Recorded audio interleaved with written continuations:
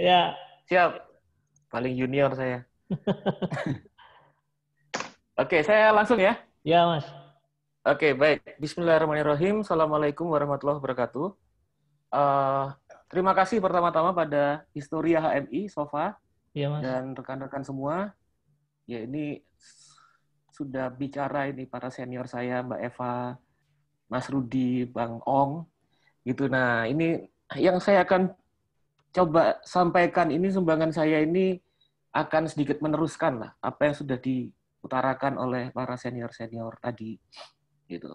Nah, pertama itu ada beberapa poin yang mau coba saya utarakan. Pertama, yang mungkin belum dielaborasi, dan tadi sedikit dielaborasi oleh Bang Ong ini, bagaimana sebenarnya kita melihat, ini di forum Historia HMI, Munir sebagai kader HMI, yang saya sendiri tidak tidak mengenal dekat sama almarhum Munir, tapi saya mendengar beberapa cerita-cerita tentang almarhum dari Mas Rudi, dari Mas Kang Dedi, dan dari beberapa teman-teman senior yang lain. Itu kita melihat ada beberapa kisah beliau sebagai kader HMI yang menurut saya agak fenomenal, yang tadi sempat disinggung oleh Bang Ong tadi di awal. Nah, yang kelihatan itu misalnya seperti yang diutarakan dalam tulisan Bang Hamid Basaid, gitu kan, bahwa Munir bergerak, gitu kan, dari awalnya kader HMI yang lebih mengartikulasikan perspektif ideologis ke-HMI-an sebagai bagian dari politik identitas, kemudian bergeser menuju pada perjuangan-perjuangan yang lebih universal, tanpa kehilangan komitmen beliau terhadap landasan spirit keislaman. Nah, ini menarik. Kalau kita melihat beberapa kader-kader dan elit-elit HMI yang memiliki pandangan-pandangan pandangan-pandangan dan visi-visi yang sifatnya kosmopolit peradaban, kalau kata Kang Ong, ada hal-hal yang serupa dengan apa yang diutarakan oleh Munir, seperti Cak Nur. Cak Nur berangkat dari posisi beliau yang awalnya dianggap sebagai kader dari Masyumi, yang perjuangan Islam politik, dan kemudian bertransformasi menjadi perjuangannya pada isu-isu yang lebih universal, pada demokrasi, hak asasi manusia, pada peradaban masyarakat madani, dan lain sebagainya. Nah, yang menarik dari perubahan itu, bahwa pada awalnya beliau bicara dalam hanya skop identitas yang konteksnya adalah hanya pada sebatas pada perspektif kehamian dan keislaman. Kemudian beliau menemukan fondasi yang lebih luas dengan yang diutarakan beliau sebagai bahasa hak asasi manusia. Nah, di sini saya mencoba untuk menjelaskan, dan ini sebetulnya konteks apa yang diutarakan oleh Cak Munir yang menandai perubahan-perubahan dan transformasi kesadaran politik beliau dari perjuangan keislaman dan lebih luas pada perjuangan demos atau kewargaan yang diutarakan oleh Cak Munir dengan kalimat bahwa hak asasi manusia dalam konteks solidaritas kemanusiaan telah menciptakan bahasa universal dan setara yang melampaui ras, gender, sekat-sekat etnik, atau agama. Inilah jalan di mana kita berada di pintu gerbang untuk berdialog bersama dengan sesama orang dari berbagai kelompok sosial dan ideologi. Nah, di sini Munir sepertinya ingin mengatakan bahwa beliau meniti karir pada periode-periode pertengahan era Orde Baru, di mana kita ketahui bahwa umat Islam itu menjadi bagian yang mengalami proses marginalisasi, mengalami proses penindasan, dan menjadi bagian dari kelompok yang disebut sebagai subaltern. Nah, disitulah kemudian kita bisa memahami bagaimana Munir muda itu menampilkan antusiasme dan perjuangannya dalam perspektif perjuangan identitas keislaman.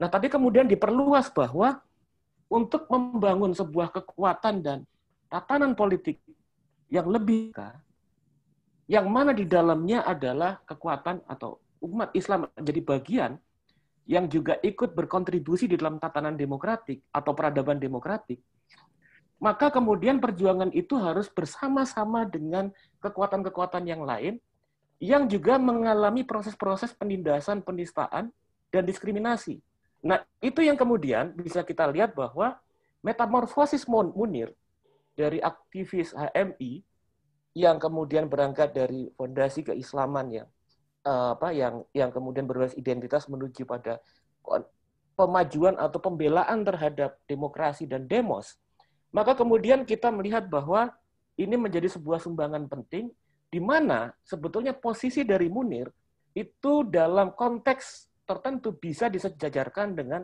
Nurcholish Madjid.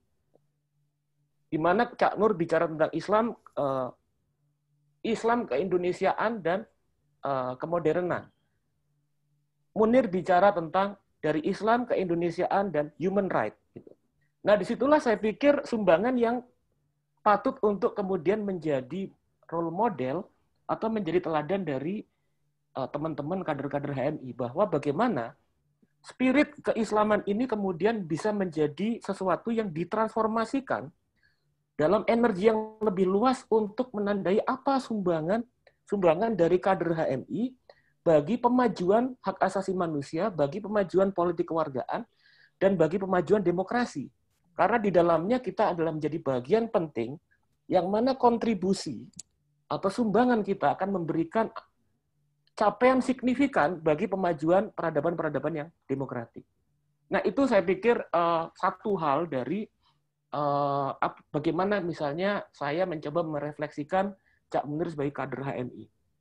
Kedua, saya mencoba menyambungkan sedikit secara teoritik tadi apa yang diutarakan oleh Mbak Eva dan Mas Rudi tentang bagaimana sulitnya perjuangan-perjuangan politik di parlemen, di partai politik, di kekuatan-kekuatan politik yang ada untuk memajukan isu-isu human right, terutama yang memiliki tendensi politik. Nah, di sini kita berhadapan dengan realitas konkret, di mana ternyata bahwa hukum itu bukan sesuatu yang mengatasi politik. Pada kenyataannya, bahwa nilai-nilai bahwa kemudian yang disebut sebagai konsepsi hukum yang selama ini difahami sebagai sesuatu yang mengatasi dan kemudian memberikan penilaian terhadap politik, dalam kenyataan konkretnya, hukum sendiri sebetulnya tidak bisa dilepaskan dari social struggle, dari pertarungan sosial yang sifatnya menyejarah, dari konstelasi kekuasaan yang seringkali kemudian menghambat proses-proses pemajuan nilai-nilai hak asasi manusia dan bagaimana rule of law itu benar-benar dilandasi oleh pemajuan terhadap hak-hak wargaan. Nah, ini yang menjadi persoalan utama yang diperjuangkan oleh Munir selama hidupnya dan yang kita pertanyakan saat ini selama 16 tahun Munir tidak mendapatkan keadilan. Dan bukan hanya Munir, tapi juga pejuang-pejuang hak asasi manusia yang lain. Nah, bagaimana kita menjelaskan ini? Mengapa kemudian pada kenyataannya tidak tercipta yang disebut sebagai the rule of law di Indonesia yang konstitusinya berbasis UUD 45 yang tadi katanya Bang Ong tadi sudah sangat demokratis melampaui proses-proses selanjutnya. Nah, ini saya pikir kita harus melihat, merefleksikan ke belakang tentang apa yang terjadi yang tidak hanya hal itu berlangsung pada era kemudian Munir dibunuh. Tapi kemudian jauh ke belakang tentang konteks konstelasi kekuasaan dan pertarungan sosial seperti apa yang kemudian terjadi di Indonesia yang dihadapi oleh Munir sejak era Orde Baru dan kemudian menjadi problem yang kita hadapi sampai sekarang. Yang ternyata sampai sekarang itu masih belum bisa diselesaikan melalui perjuangan demokrasi dan hak asasi manusia. Kalau kita lihat bahwa dengan mengusung human right, dengan mengusung agenda-agenda hak asasi manusia dan pengutamaan hak-hak kewargaan, yang kita tahu bahwa tidak hanya bicara, Munir tidak hanya bicara tentang hak sipil dan politik, tapi juga hak ekonomi, sosial, dan budaya, yang itu bisa kita lihat bagaimana beliau juga concern terhadap persoalan buruh, persoalan konkret ekonomi, dan lain sebagainya. Karena yang dihadapi Munir pada waktu era Orde Baru dan para pejuang HAM yang lain, itu berhadapan dengan 3 fondasi besar ideologis yang menjadi penopang era Orde Baru dan tidak selesai dituntaskan pada era reformasi. Penopang itu pertama adalah ideologi tentang militerisme. Kedua adalah ideologi kapitalisme developmentalis. Dan ketiga adalah ideologi anti-ideologi. Nah, ini akan saya jelaskan satu persatu. Pertama, tentang ideologi developmentalisme. Yang coba saya jelaskan. Ideologi developmentalisme bicara tentang bahwa arah dan orientasi utama dari kehidupan bernegara adalah pada pertumbuhan ekonomi dan pembangunan. Dan atas nama pertumbuhan dan pembangunan ekonomi, maka kemudian harga dari nyawa manusia, nyawa warga negara, itu tidak berarti apabila harus dihadapkan pada dilema antara pembangunan atau nyawa. Nah, di situ kemudian kita melihat bagaimana Munir misalnya itu berjuang dalam berbagai kasus-kasus yang dihadapi pada era Orde Baru dan meminta pertanggungjawaban dari pihak-pihak yang melakukan pelanggaran HAM pada era setelah Soeharto jatuh. Kita bisa melihat misalnya bagaimana Munir misalnya memperjuangkan tentang nyawa dan kemudian nasib dari Marsinah misalnya di Surabaya ketika dia harus berhadapan dengan militer.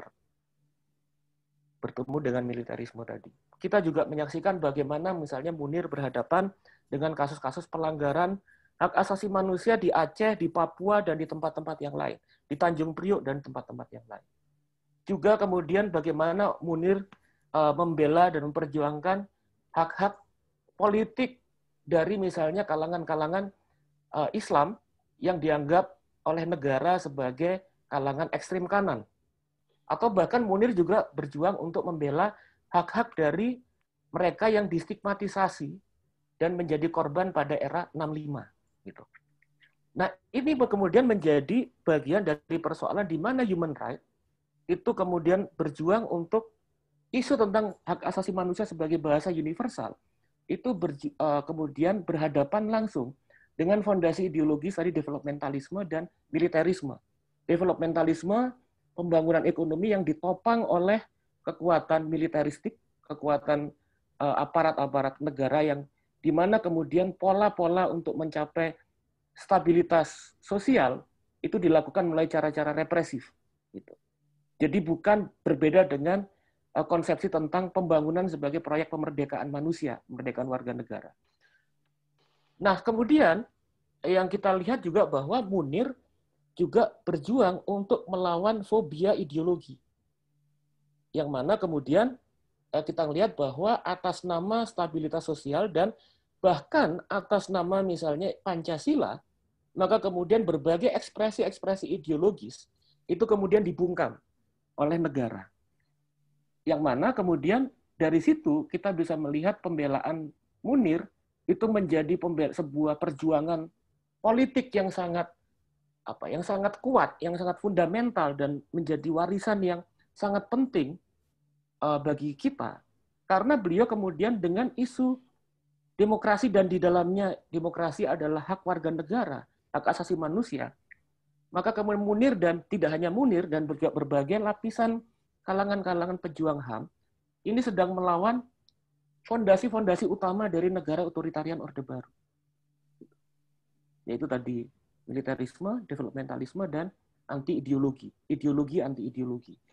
Nah, kemudian selanjutnya, kenapa kemudian kita mendengarkan keresahan dari Mbak Eva tentang begitu susahnya kemudian dapat teman kalau bicara tentang hak asasi manusia dan misalnya isu-isu tentang hal-hal yang terkait dengan human rights yang berhubungan dengan politik, maka kita menyaksikan bahwa setelah era jatuhnya Soeharto, setelah jatuhnya Soeharto 98 dan kemudian kita masuk pada era post otoritarianisme, saya tidak menggunakan era reformasi tapi post otoritarianisme, karena sebetulnya yang terjadi baik ideologi-ideologi utama tadi dan kekuatan-kekuatan sosial yang dibela atau mendapatkan legitimasi dari ideologi tadi dan kepentingan mereka kemudian mengalami proses pemajuan dengan kuatnya ideologi tadi itu tidak habis.